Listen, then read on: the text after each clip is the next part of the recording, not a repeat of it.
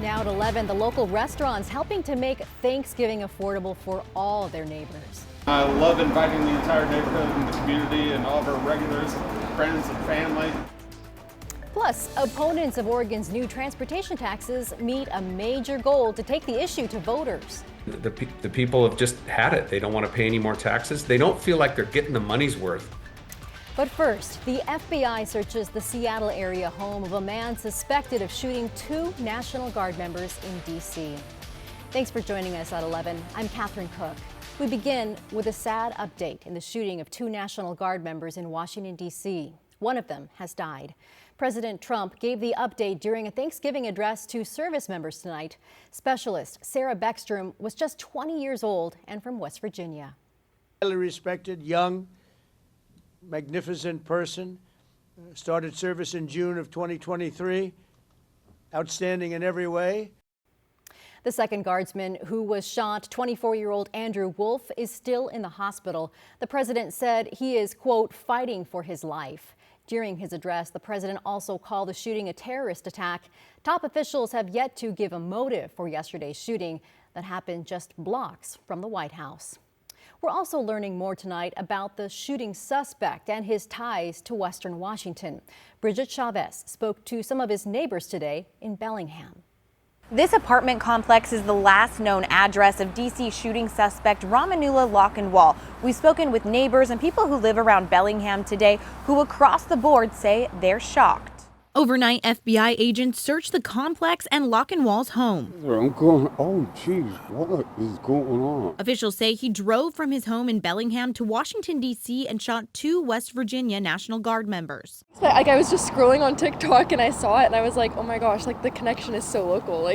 That's insane. Officials say before coming to the U.S., the 29-year-old worked with the U.S. government, including the CIA. He entered the United States in 2021 through Operation Allies Welcome, a Biden administration program that evacuated and settled tens of thousands of Afghans after the U.S. withdrawal. His asylum was granted this year under the Trump administration. Warren Reese lives in the building and says Lochinwall and his family kept to themselves. Coming and going. They didn't talk to anybody, just private. Don't say anything. Each to his own. He says he didn't interact with them much. They just come and go, kept it quiet to themselves. Others who live in Bellingham say they're stunned. Trying to make a political statement, I feel. I don't know, from what I've heard. It's giving those vibes. Lochinwall remains in custody. He's facing multiple charges. Officials say it's too soon to say what his motives were. A lot of us here at least are kind of anti all the gun violence, so I think it's kind of interesting that he chose that route with shooting them.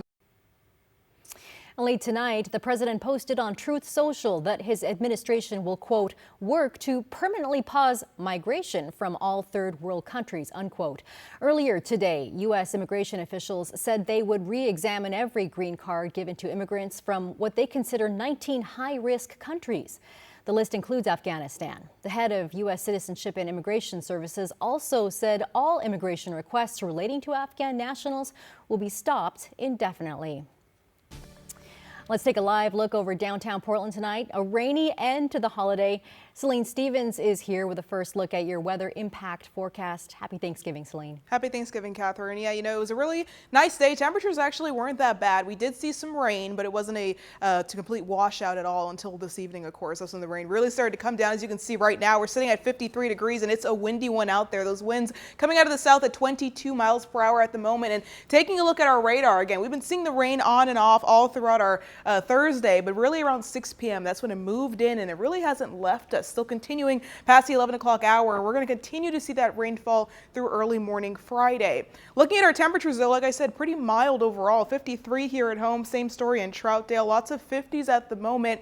Even along the coast, still hanging out in the low 50s. 52 degrees in Newport at the moment. So as we get into our Black Friday, if you're starting the day off early shopping, it is going to be a little wet out there. It looks like 50 degrees, light showers, but that pretty much ends around noontime. That's when we're going to start to turn dry. Still seeing the breezier conditions. By the time we get to 5 p.m., we're going to be all dried out and just mostly cloudy, but we get a little bit of rain over the weekend. We'll talk about when coming up a little bit later. Thanks, Celine.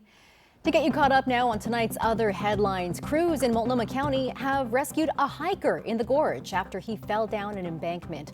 It happened near Ainsworth State Park. The 32-year-old was able to call for help. Several rescue teams took part in this, carrying him down the trail, then wheeling him out to an ambulance. He's now in the hospital with traumatic injuries, but he is expected to survive. Vancouver police have arrested the driver they say hit a pedestrian, then fled the scene. The crash happened on East 18th Street last night. Officers say they found the driver at a nearby apartment complex. The 43-year-old was arrested for felony hit and run, vehicular assault, and DUI.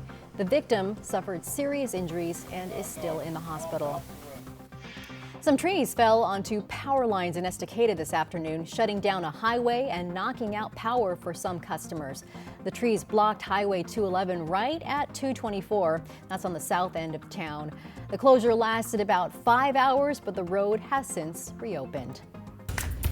New tonight at 11 on this Thanksgiving holiday, many made sure that others were taken care of by serving up hot meals. That included some well-known Portland restaurants looking to give back. Alma McCarty has the story. We can start you off with some turkey here. Thanksgiving Day at Lardo in Southeast Portland. They actually approached us looking for community, and we brought the community and they brought the food. Jacobson Valentine, founder and executive director of Feed the Mass, says taking care of community is always top of mind, but on this holiday it's especially important. And especially with how things are this year, emotions are extra high. This spread prepared specifically for those experiencing food insecurity. That issue highlighted earlier this month when SNAP benefits were in limbo for many families. It always is important to see little ones getting nourished, and it's also good to have an example for my kids to see how we do things. Just a couple of miles up the road, Prost kicked off their annual Thanksgiving feast, now in its 17th year. I love inviting the entire neighborhood and the community and all of our regulars and friends and family. A tradition beginning the very first year Dan Hart opened the bar. Got together at my house first thing in the morning, spent all day cooking, and came and opened up the pub, and we didn't know if anybody was going to show up because we were brand new, and it turns out next thing we know we were full. 30 pounds of turkey, now more than 250. A free Thanksgiving meal served up for a line of locals. This is something that we kind of originally did just to see who walked in the door and who we could feed and have fun and just share an experience with. Hart says this event has brought people together in a big way, with many attendees returning every year to celebrate. The guests that come through here certainly don't forget about it, and they're like, Thanksgiving has happened again this year, right? And I'm like, absolutely, 100%, we're going to keep on doing it, and we'll do it forever. Alma McCarty, KGW News. Portland's Union Gospel Mission was busy today. They served 450 meals to those experiencing homelessness or anyone who needed a place to spend the holiday.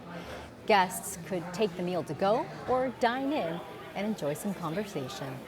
Sit down sometimes with someone and hear their story. Sometimes there's incredible gratitude that's sitting here, and other times too, you just watch people enjoy a robust meal, not just a general meal, but a really robust meal that they can tell we put some love into. More than 40 people volunteered to help serve the dinners, which included 100 turkeys, 300 pounds of mashed potatoes, and 50 gallons of gravy. New tonight, many military families are celebrating this Thanksgiving while their loved ones are deployed. That includes some Oregon National Guard members serving overseas. So it's hard. It's a sacrifice on both sides. He's gone for the year. He misses out on all the birthdays, all the holidays. That was Nicole Aldrich. Her husband, Justin Aldrich, is serving a year in East Africa, supporting troops at a U.S. naval base in Djibouti. Nicole says her husband's absence is tough, but makes her family treasure the time they spend together even more. It's a sacrifice, but it's been a blessing at the same time. And he loves our country. I love our country. And we have to have people to go support our country. It's the world we live in. Our thanks to Chief Warrant Officer 3 Aldrich and all other service members. We appreciate you and your families.